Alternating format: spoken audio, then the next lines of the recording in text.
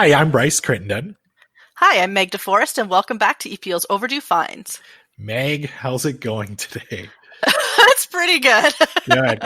We've been having an interesting morning here trying to do this episode. So a little behind the scenes technical snafu, but we of course are recording in 4 different locations today, and I've been struggling with the tech on my side too, and it's been interesting, and we hope people will really enjoy this episode because it's taken a lot to get it to air. Exactly. This is our dedication at work here. There will be a podcast episode this week. We will make it happen. That's right. That's right. So, Meg, I've been looking forward to today's episode because, of course, June is Pride Month, and this is a topic we really haven't discussed much, unfortunately, on the show before. So we thought today it would be great to chat about some of the titles in our collection that support and celebrate the LGBTQ2S plus community. Yeah, I think this is going to be a great one today. Me too. I'm looking forward to it. I love getting to sort of be exposed to new things through books. I mean, I am a librarian. It's kind of in the title. Yeah, exactly. So joining us today to chat about some of these titles and to give their recommended picks are a few of our colleagues here at EPL. We want to welcome back to the show Librarian Kyle Marshall. Kyle, how are you today? I'm doing well. Yeah, it's great to be back. It's been a while since I was on the show talking about Christmas and wine. So this is a slightly different topic. It should be fun. Yeah, just a little bit. And I remember with that one too, you kind of let me know afterwards. You were like, Bryce, I'm maybe not the best person to be having on to chat about our favorite Christmas titles because not the biggest fan, but you did a great job with giving us some of your wine picks on that one. Thanks. Yeah. Just for the record, I don't hate Christmas. I just sometimes the culture around Christmas is too much. Like it's too schlocky, too much for me. No. Understandable. And then also, too, we want to welcome to the show for the first time EPL's Senior Advisor of Indigenous Relations, Emily Riddle. Emily, how are you today? I'm good. Yeah. Minus my tech troubles, I'm doing really well. It's a busy week with like lots going on in the world and lots internally at EPL. But yeah, I'm excited to be here. Yeah, we really appreciate you both joining us on today's episode. And Emily, before we get started, because obviously Kyle has been on the show before, he's a librarian, but your role here at EPL as being our senior advisor of Indigenous Relations, can you let our listeners know a little bit more about the important work that you do at EPL? Mm-hmm. So if folks don't know, I'm sure you've talked about this in a previous episode, that EPL is community-led. And part of being community-led is having significant relationships with Indigenous organizations and communities. So my job is really about fostering those relationships and seeing how they would change our programming, our collections, that sort of stuff too. And then also working with people internally for them to build their own relationships with Indigenous organizations and communities too. No, it's such an important role here at EPL, and we're glad that you're joining us today to give some of your picks as well. And actually, both of you are here today because we recently released a video on EPL's YouTube channel, which we'll provide a link to, where you share some titles that everyone should check out here during Pride Month. And we're going to chat about some of those titles in a little bit because you both had some great picks on there. But before we get started, we're going to share everybody's recent Overdue Finds. Emily, it's your first time on the show, so I'm going to start with you. What have you been enjoying lately? I've been, with everything that's happening in the United States, I've been reading An End to Policing by Alex Vital, which is actually, I believe, in our collection, but is also an open ebook through Verso, which is the publisher that it's published with. So that's what I've been digging into lately. Nice. So what's that, just kind of quickly, what's that book about? Obviously from the title, it kind of sounds like obviously it's, a lot of that discussion is possibly around defunding police, which has been obviously in the news, but is it just kind of give like a case study for why cities and municipalities should be considering that? Yeah, it's really like a case study of police brutality and sort of like policing as an institution and something that we could look at alternatives, whether it's social programs, like libraries or increased social work or transit, all sorts of things. So I'm not that far into it, but it's pretty good so far. Nice. Yeah, it's such an interesting topic. Personal story, it's been really interesting watching the news here over the last few weeks, because with all the talk of defunding the police, in my personal life, my father just actually retired from law enforcement.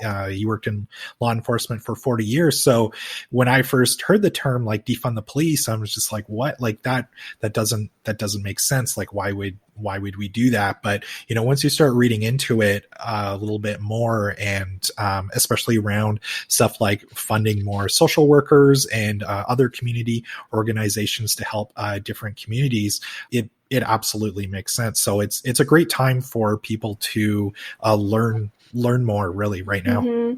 I think it definitely relates to Pride Month too. Like we forget that like Pride Month was started with the Stonewall riot, which was a fight against police brutality and raids of gay bars. So I think it's definitely connected. Like everything is connected.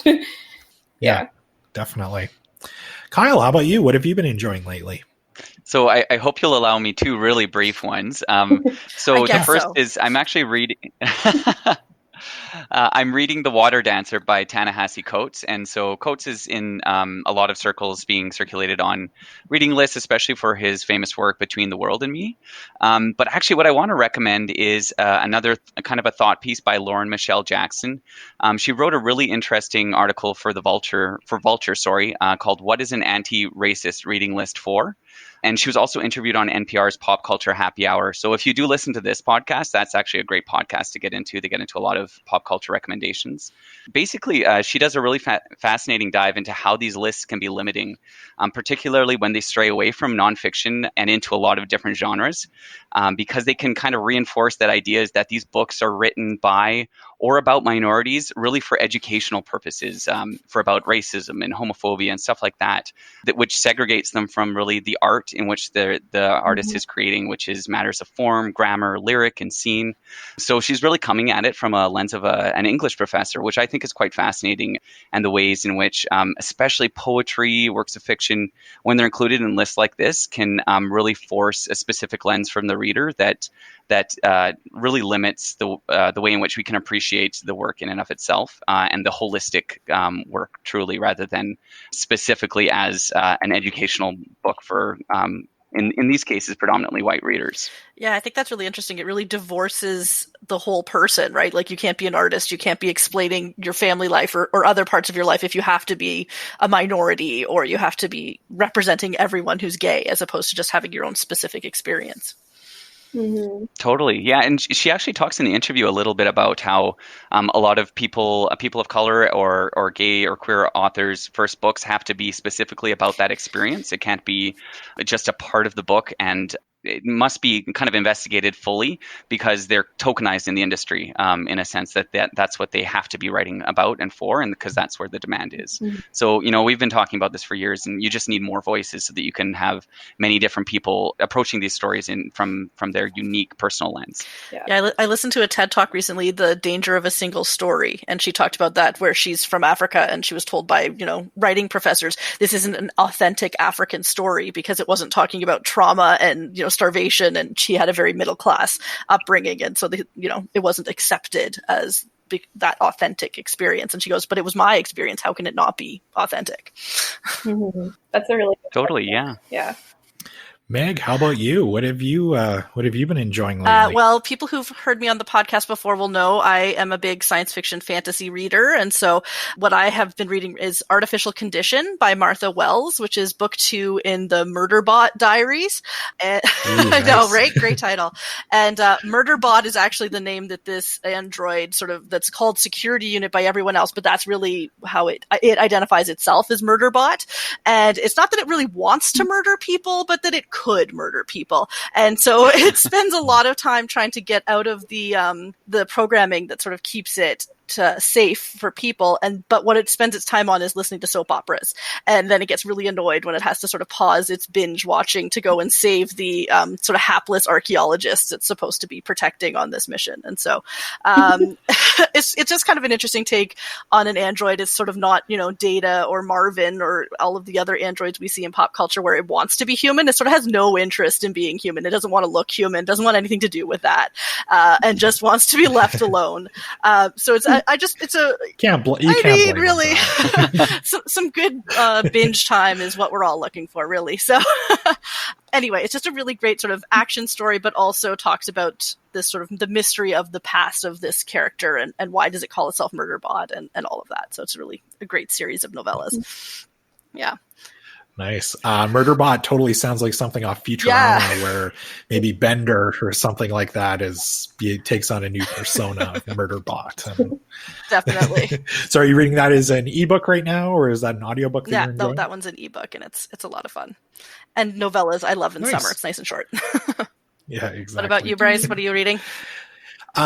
Yeah, actually, I've been just checking out some movies recently. The one movie, actually, I noticed it's on Hoopla now, and it's actually a movie that I own in my own collection. But I think it's a movie that everybody should check out, and it's a movie from 1995. It's called Dead Presidents, and this movie is actually more relevant than ever. Really, I think with everything that's been going on with a lot of the Black Lives Matter protests and those discussions that are taking place right now. So it's actually about a group of young African-American men who go to the Vietnam War. They come back, and of course, like a lot of soldiers during that time, they had a really hard time adjusting to struggling to kind of get back to, I guess, normal life. So they're unfortunately put in a situation where they're forced to having to decide to pull off a heist in order for a chance at a better life. So the movie's actually from African-American filmmakers, the Hughes brothers, which in the early 90s, I believe, directed Menace to Society. And it stars Lorenz Tate, Keith David, and Chris Tucker, believe it or not. So he has a dramatic role here. It's available instantly on Hoopla, and it's a really entertaining movie, and it's got a really important message at the end of the day. That sounds awesome. I mean, Chris Tucker. Yeah. What an interesting decision.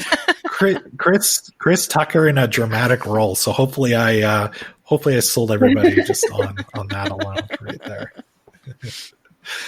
So let's chat about why we're here today. And of course, as I mentioned at the top of the show, June is Pride Month. And like everything else, unfortunately in 2020, it's going to look quite a bit different this year. Emily and Kyle, I guess what are some ways that people can still celebrate Pride Month without there being a larger social gatherings? I mean, I've been doing a lot of reading, and obviously this is a library podcast, but I think like it's so important to center ourselves in like what the history of queer organizing is, queer and trans organizing through Stonewall, and then also like what our history is in Edmonton, because like as an Indigenous person, we always think about Pride as being something that's happened within the last few decades, but there have been queer and trans people living here for thousands of years, and there's definitely more information about that online than in books. But I'm currently working on a video series with the Two Spirit Society that will hopefully have come out this month, a bit about their history of their organization in Edmonton. So I think it's just like a good time to center ourselves where we are and what the history is too. I mean, there are some good online events as well too. June is also like a big ceremonial month for us, so it's busy that way too for me. Kyle, how about you? Yeah, so I wasn't able to take part, but I know that Fruit Loop put on a local Pride at Home virtual event on Saturday, and I heard really good reviews. Actually, one of the managers here at EPL, Angelica Thompson, who's been on the show before, was saying that her kids were watching it, they adored it, they were practicing their death drops and their favorite drag moves after, which I thought was like the most hilarious and wonderfully 2020 thing ever. So that was kind of like a beautiful, heartwarming story she was sharing with me yesterday. I know that certain services are opening up again. So the Pride Center is reopening some emergency supports this month, including for mental health, for clothing, some refugee supports as well. So if you can check out their website, if you're listening and interested at pridecenterofedmonton.ca, that's something to look into. And then actually something unique that's happening this year is something called Global Pride, which is going to occur on June 27th, 2020. This is more, I'm guessing, I actually don't know how political it will be because as Emily's talked, about already, Pride was started as a protest. And so there is definitely that important element to to the festivities every year. But I think it sounds like, given the lineup that they have, people like Kesha, Adam Lambert, Olivia Newton-John, Deborah Cox, even Joe Biden and Prime Minister Trudeau are slotted to speak. So it's going to occur over 24 hours straight around the world. And so when that time zone is kind of in prime time, they're going to highlight some of the local people. So it's kind of cool in that, once they hit Pacific time, there are going to be a lot of Los Angeles performers and probably activists talking and sharing the platform. So yeah, I'm looking forward to that. It should be a unique thing that hasn't been done before because of the circumstances we're in. So it's forced innovation. Yeah. Yeah. I thought it was interesting the way you pointed out there, because I think obviously over the last few years, really, or maybe decade, or maybe not quite that long, really Pride has been seen as this celebration, and people are having a great time. But like you said, unfortunately, it started out really the opposite of that, and as a protest, and that's something I think really, really important for people to learn about right now. Yeah, and actually, last year was the 50-year anniversary of the Stonewall riots, or the Stonewall uprising, which Emily spoke about. This year's actually the 50-year anniversary of the first Pride Parade, I believe, in New York.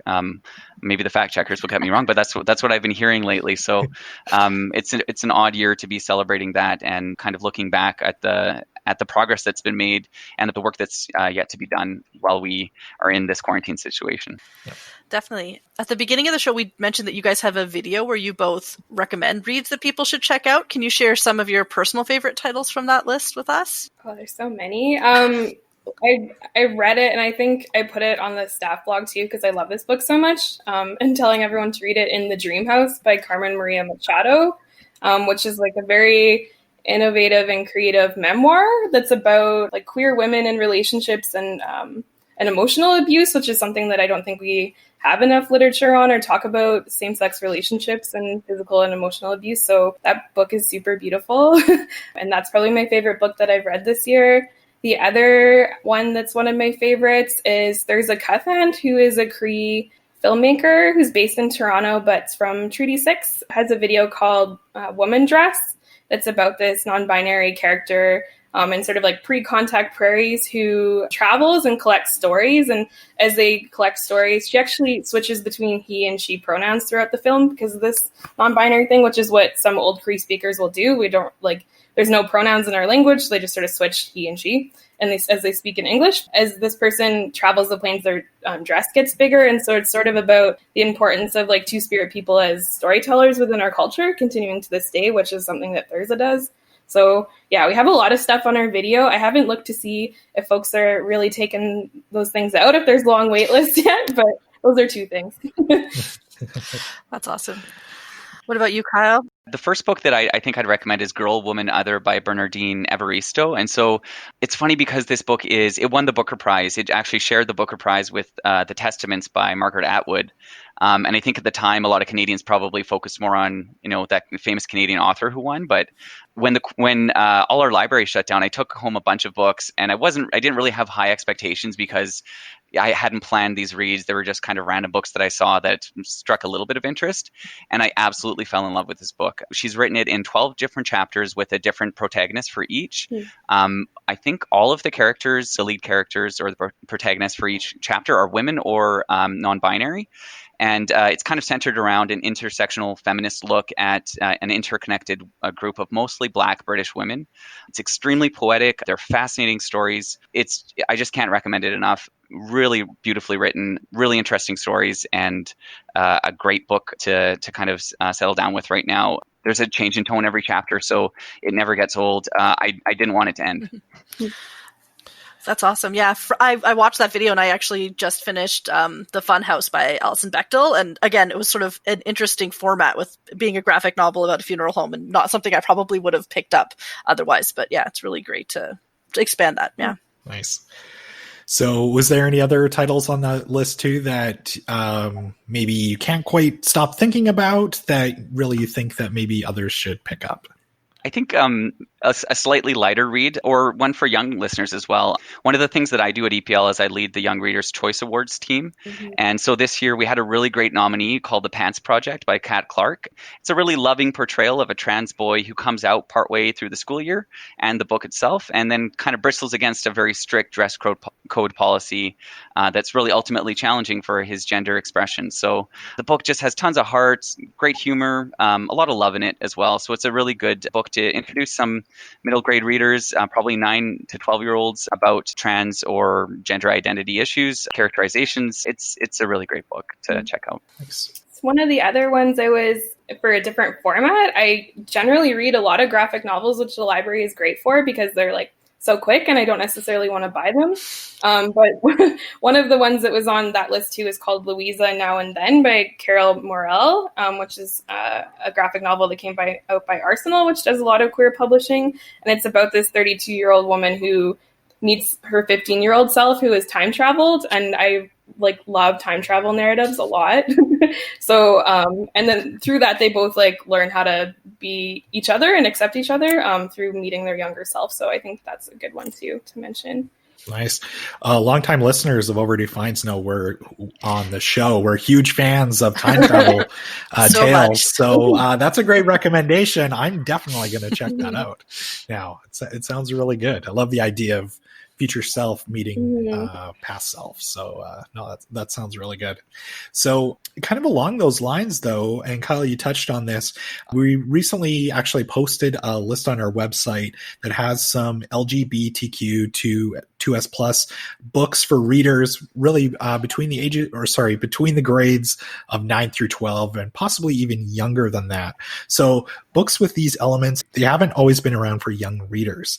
When did you notice or maybe when did you start to see a shift with more titles like this coming out? So, I mean, that genre, which we call YA or young adult literature, I think it's been gradual over time for sure. There have been queer books written by authors, for that age group going back 50 years. However, what we're seeing now is definitely a major shift. So about 15 years ago, there started to be some great books written for young gay boys, mostly by David Levithan, Bill Konigsberg. But I think one of the shifts that we're seeing more recently is more intersectional voices, more trans representation, non-binary representation that we're seeing in literature for that age group. As well, coming out stories have really changed. It used to be a lot of doom and gloom, and now as our society has progressed, we're seeing some really loving portrayals of positive stories that can uplift some young readers as well. But I actually attribute a lot of this shift to the We Need Diverse Books movement. Meg, I don't know if you remember when that happened around 2014. I was in library school at the time, and so it was really an organization that's focused advocacy efforts on the underrepresentation of children or characters of color or Indigenous characters or queer characters in youth literature and literature broadly. And so really now what we're seeing is almost any YA book has one queer character in it. And so it doesn't have to be a central part of the plot, but it's just been an explosion of great books for all types of readers. And it really reflects what youth today, their lives are like, right? Their communities, their friend circles, their own lives are not so simple and white and straight as it used to be. So you're seeing all sorts of gender identities, expressions, sexual orientations represented, and it's not necessarily a major plot point, which is, I think, wonderful in many ways. Yeah, I think publishing can be a bit of a spiral, and in the past that was maybe a negative spiral of we only heard from white voices, we only heard from male voices, and now I think with that movement and others, once you start to see, it can be a successful book when it has these themes, or you can be successful if you're talking to a broader experience, then that kind of goes into that positive cycle of allowing more expression. Totally, and it's driven by demand, right? Like this is what the readers want to see at the end of the day, and so there was that push to start the change, but now people are consuming it, and that's what they want, and that's what they're demanding from publishers, is that they don't want to see this archaic view of their lives that is no longer actually a reality as well, and they want to hear stories that are maybe different, so that they can learn and understand diverse viewpoints as well. Mm-hmm. Yeah. Emily, was there any titles kind of along those lines, I guess, possibly from Indigenous authors that are kind of geared more towards younger readers? I mean, it's not necessarily YA, but my good friend Lindsay Nixon wrote a book that came out in 2018 called Natana Stack, which is about like growing up as a queer and trans Indigenous person on the prairies. And it's definitely, it's a memoir, but it's also poetry and a bunch of different things. And so I always recommend or give that book to young queer Indigenous youth, because I think it's just like represents what it's like they kind of grew up in Regina and Edmonton and Winnipeg a little bit. So it really showcases like what like queer Indigenous urban life looks like. So that's definitely a favorite too. Yeah, I love that. I like, I think sometimes as adults, we think teens or kids should read certain books, and we sort of say that this is a topic or this is a format that's accessible to kids. And so I just like the idea of sort of saying like, no, if adults like poetry and nonfiction and memoirs, then of course there are, young people who like those same kind of things. So I think that's nice to break out of just, oh, you must read this style of book because you're young. We sort of talked a lot about books, but what about movies? Do you have any films or documentaries that you guys can recommend? I wish that I had some really smart queer show or documentary that I've been watching, but I've just been watching Queer Eye. So good. On Netflix, which is really good and like a good tune out of the pandemic world for a short period of time. So that's what I've been mostly watching in terms of film. So if Emily and I can switch roles right now, I'll bring the more like serious political one into this. We're balanced people. We've got to read happy stuff sometimes. We've got two documentaries that I'd like to highlight are, one is How to Survive a Plague. It actually won the best documentary at the 2012 Oscars.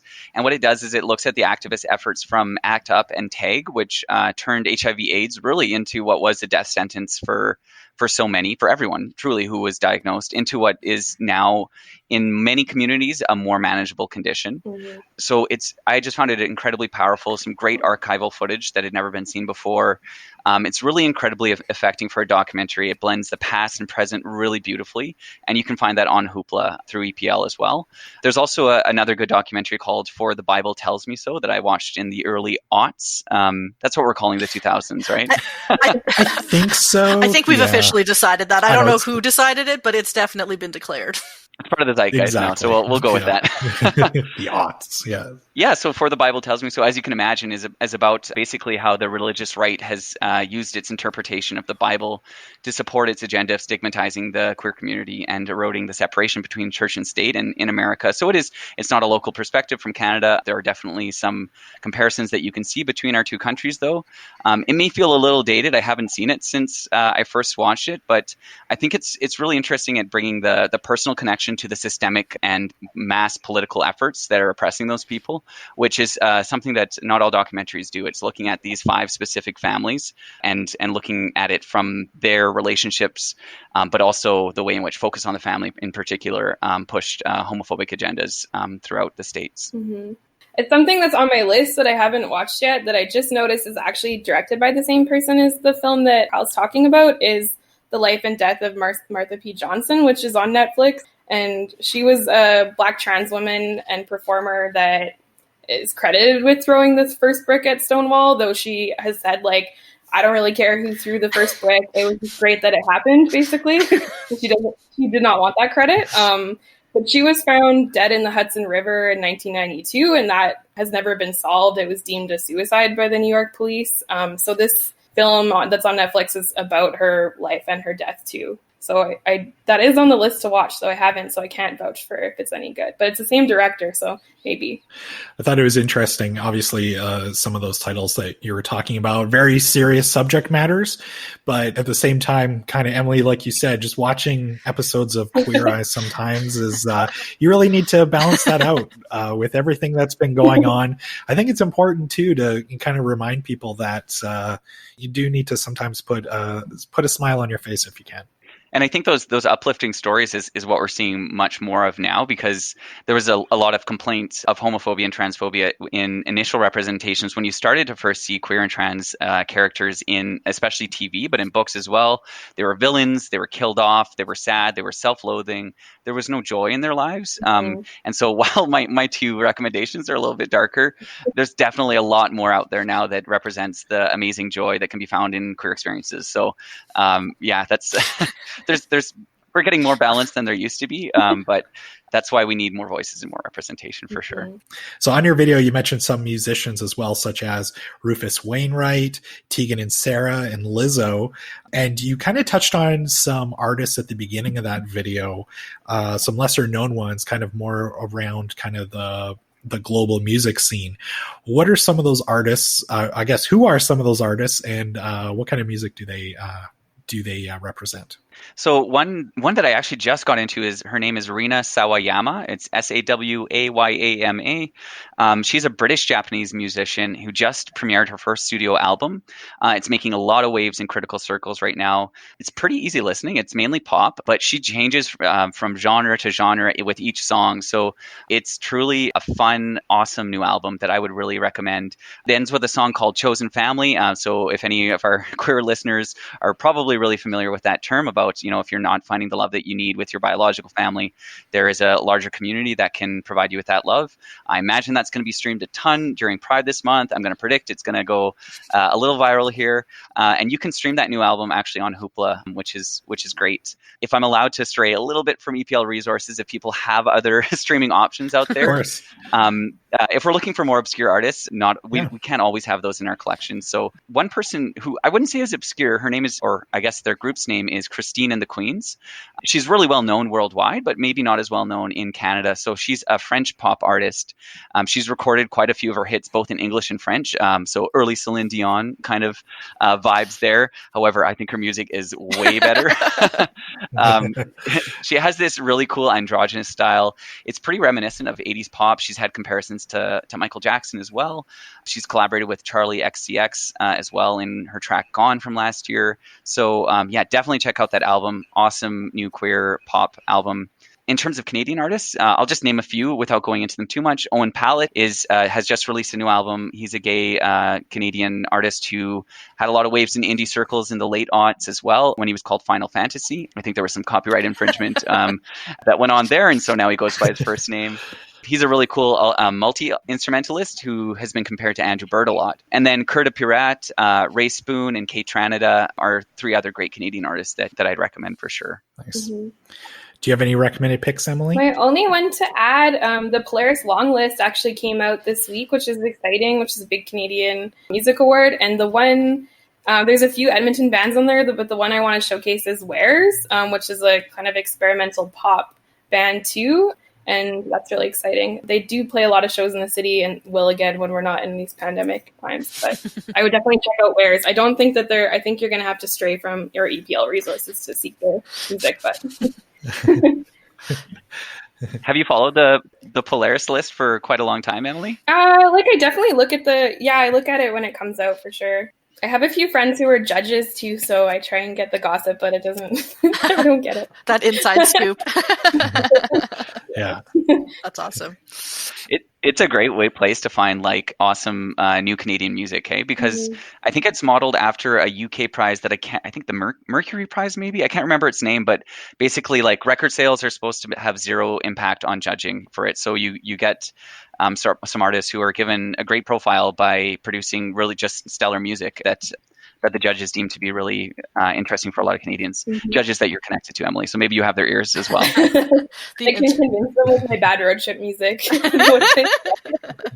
But yeah, the other band that's on the long list, who's not a queer or trans band, as I know anyways, is Wack, which is a sort of, I don't know how to describe their genre, electronic music, a little bit experimental, which is a band of all Cree folks that live here in Edmonton too. So I will plug them as well. Yeah. Nice. So we unfortunately are running out of time on today's episode.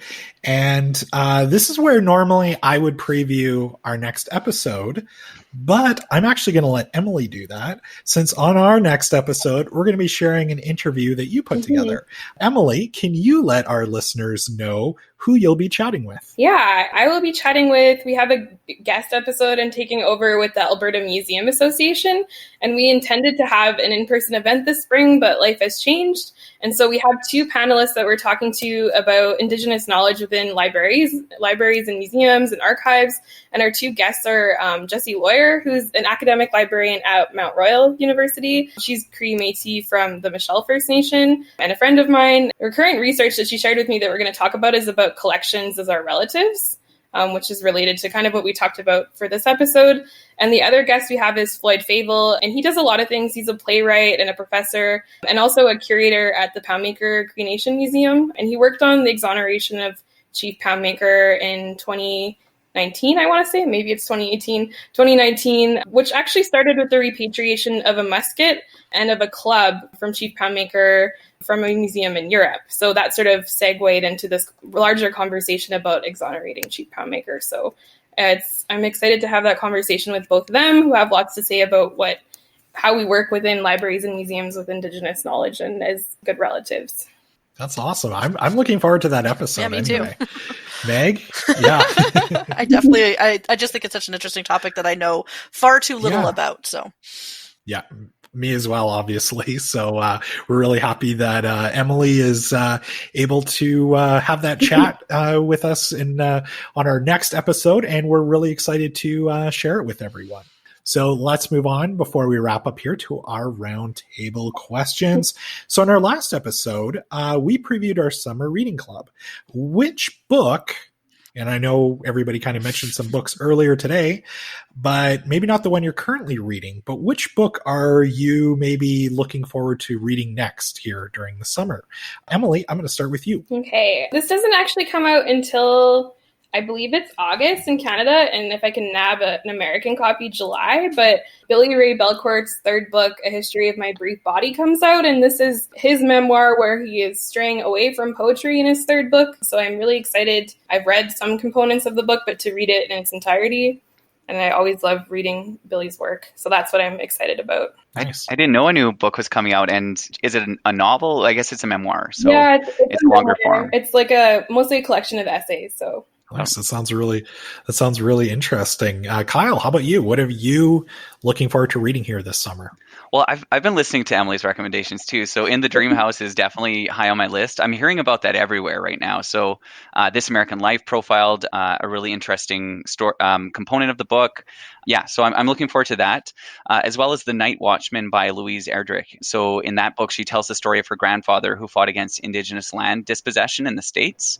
And I really enjoyed an earlier book that I've read by her. So I'm looking forward to that one. Mm-hmm. I got that on hold right before our branches closed, like the physical book. Before it came in. Did you read it, Emily? I haven't read it all yet, no. Meg, how about you? Is there any more tales featuring I murder know. bots I'm sorry that, to disappoint you. I don't think there's any murder in this one. So Peter Darling by Austin Chant is the next one that's on my to be read list. And it's a retelling of the Peter Pan story, but Peter is trans. And so he goes back to his life as Wendy, and sort of it talks about how he tries to grow up as Wendy and then realizes he can't. He has to be Peter. And so he goes back to Neverland and sort of has to confront his boyhood and then who he is as a man and his relationship with Captain Hook and all of this from a very different lens. And I just think I love retellings of stories. Like one of the things I love is like a story that everybody knows, a fairy tale or something, and kind of turning it on its head. And I think this sounds like a really interesting version of the Peter Pan story. So I'm really looking forward to reading that.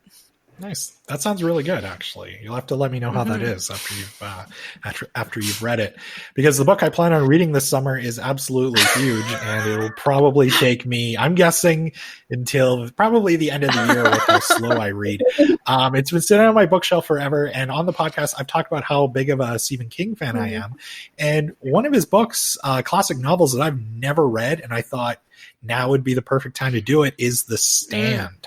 So, of course, it's about a huge epic plague that happens and really the end of the world. And I don't know why I decided. Well, obviously, I do know why now I decided to read this book. Exactly. So I know a lot of other people were talking about, what's that book called? Station Agent? Or Station 11?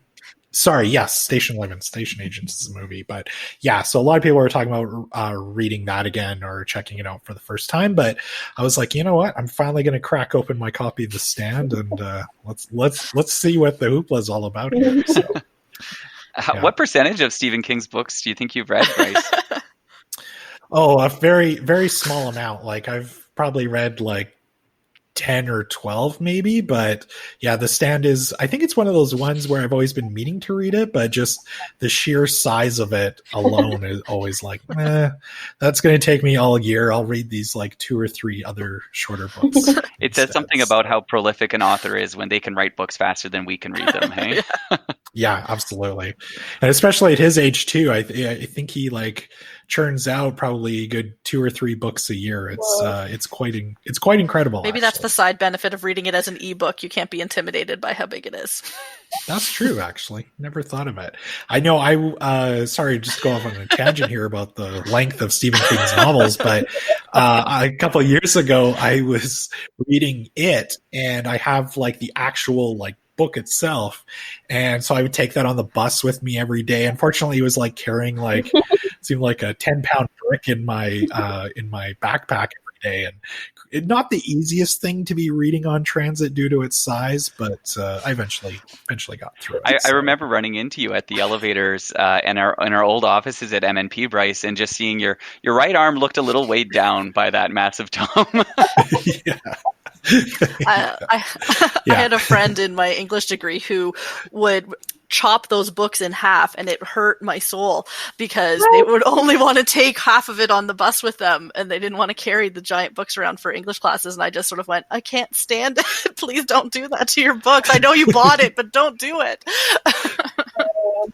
So would they then like bind the other like? I don't know what they did with it afterwards. I think they just sort of thought, I hate this book. I have to read it for class. I don't care what happens to it afterwards. But I just feel like you can't treat books that way. But Well, yeah, that's weird. I really prefer physical books to ebooks, even though I've kind of gone more into the ebook life lately. But I can't even stand when someone like dog ears their book or like keeps a page like that. Yeah. Even if it's their own property? Even if it's their own, yeah. I think this is something that polarizes librarians. Like I'm on the other end. If it's your book, if it's well loved, and the way you choose to love that physical item is by tearing it apart. I mean, I also have Rick Steves, who's a travel writer that I follow a lot. He recommends just actually pulling out sections of his book so that you have fewer things to carry during the day, and reading those sections. Hiking books, same thing. I mean, if they're only used for that specific hike, but I understand the viewpoint that books are meant to be pristine, and you two can stay on your high horse about that. I'll let you have it. Not that you're judging us at all. So we'll slowly turn into a spin-off episode where we talk about the preservation, how to properly read. We didn't even get into writing in the margins. Like, it could just go downhill. No. Exactly. If we could just add one disclaimer, I don't advocate this for library books. Please treat those well. Bring those back in good condition, everyone. Yes, please do. So last question. Traveling has been an issue, of course, during the pandemic. Where is the first place you want to travel to once it's safe to really travel again and kind of things are a little bit more back to normal?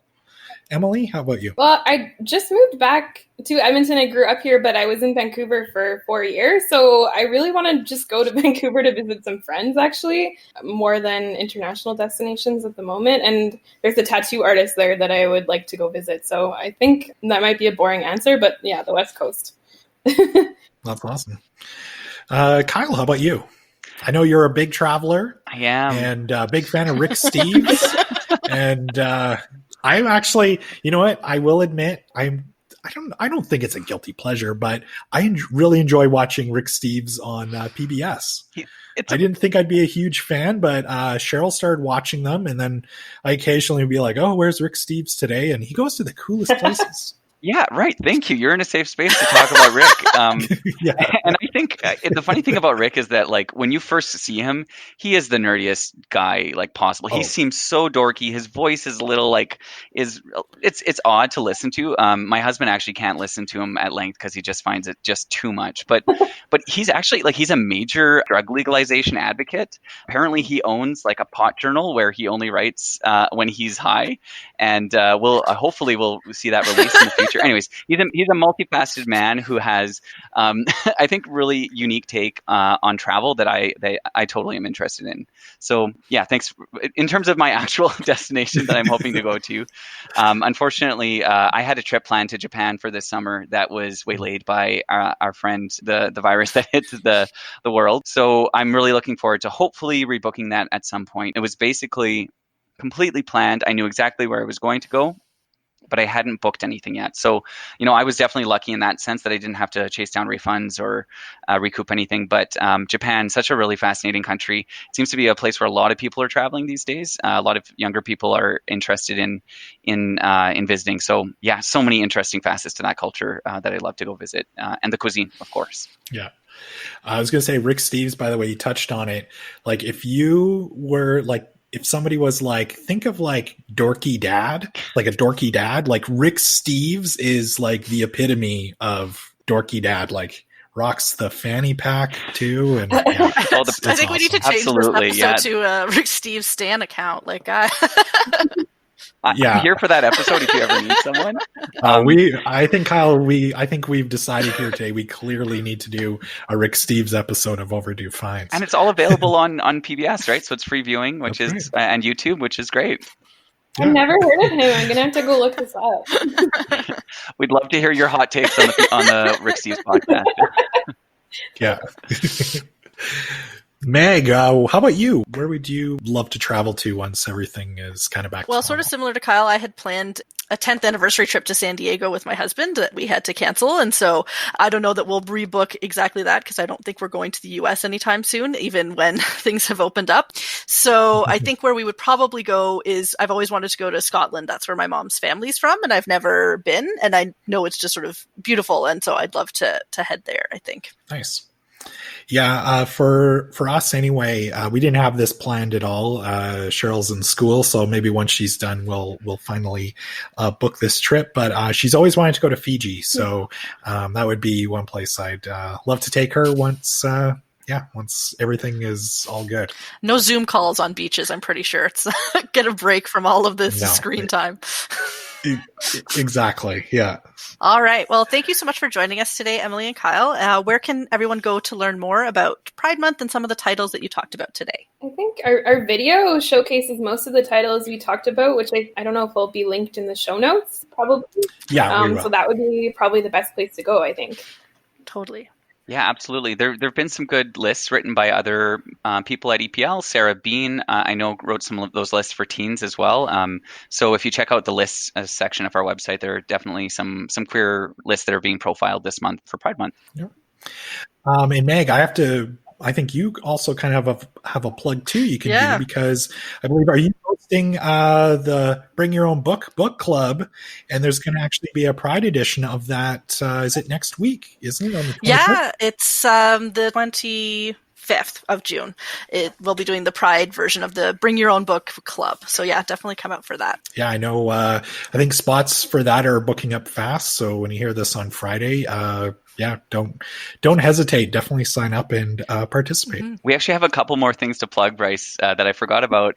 Yeah, of course. So one really popular event at EPL the past few years has been the Over the Rainbow story time, and so that's where we have a drag queen come in and read some stories and say some rhymes for kids. So this year that's going virtual. So look for that towards the end of the month. The recording will be shared on our website through social media as well, and a really awesome kind of project that I'm really happy to promote is one that Angela Liu, one of our librarians, is working with HIV Edmonton to do a local queer history video series. Mm-hmm. So they will be interviewing some local Edmontonians who have lived through some interesting queer history. They will be shared in small videos on our website and hopefully promoted through social media as well. So that's some great local content that you can look forward to. Awesome. Yeah, we're totally going to look for it. We're going to look for that. And we will include all of that stuff in today's show notes. So please be on the lookout for those. All right. Well, we hope you enjoyed today's episode. And if you haven't yet, we encourage you to hit the subscribe button so you automatically get new episodes. And please also leave us a review on Apple Podcasts. Even more importantly, though, please tell a friend about the show. Yeah, and don't forget, as I mentioned, we will link to everything that we talked about. We're going to have a huge list for this episode. So definitely check out that link and borrow some of those books and put them on hold for when we open back up and you can go pick those up. Of course, we love to hear from our listeners, and you can reach us on Twitter at epl.ca and chat with myself, Meg, Caroline, everybody by using the hashtag EPL Overdue Finds. Thank you for listening, and we'll see you next time.